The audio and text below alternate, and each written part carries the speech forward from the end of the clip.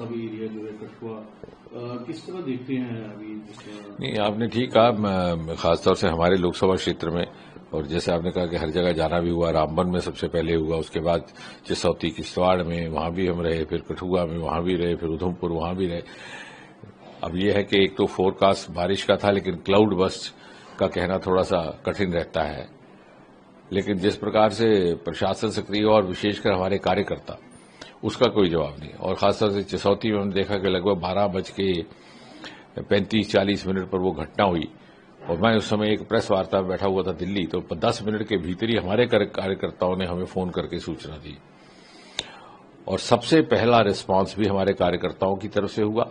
एक bikers group है वहां पे, जो कि सामान्य समय में, क्योंकि वो सड़क भी हमारी संघर्ष से और हमारी कोशिशों से ही मोदी सरकार से हमें आशीर्वाद के तौर पर मिली थी, मिशेल मात्रा तक। तो मैं अभी हाल ही में कह रहा था कि अब तो बहुत एक ये सुखद डेवलपमेंट है कि अब किश्तवाड़ से भी 3-4 घंटे में आदमी गाड़ी में बैठ जाता है।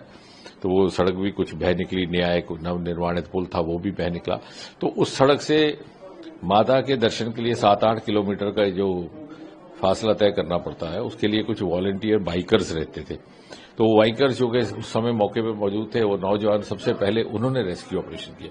तो मैं समझता हूं कि जिस प्रकार से जनता इस समय सामने आई है, वो अपने में एक उदाहरण है।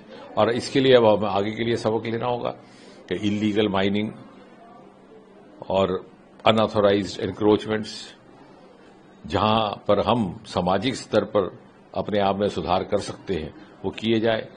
अभी आपके एम्स के पास जो पुल बह गया, तो नेशनल हाईवे अथॉरिटीज ने ये बात बताई और कह करके सिर झुक जाता है कि 15 फ्रेम थे उसके, जिसमें से 13 को लगभग जाया कर दिया गया था माइनिंग की वजह से, और केवल 2 बचे थे, और इसीलिए 2-3 साल के बाद ही वो पुल तबाह हो गया।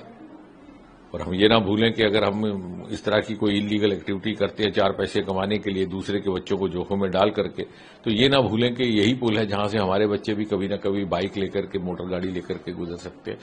तो सारे समाज को अपना परिवार समझ के, दूसरे के बच्चों को भी अपने बच्चे समझ करके अगर हम आगे बढ़ेंगे, तो मुझे लगता है कि कम से कम सामाजिक स्तर पर ये इस प्रकार की घटनाएं दोबारा ना हो, हमारा भी कुछ योगदान रह पाएगा।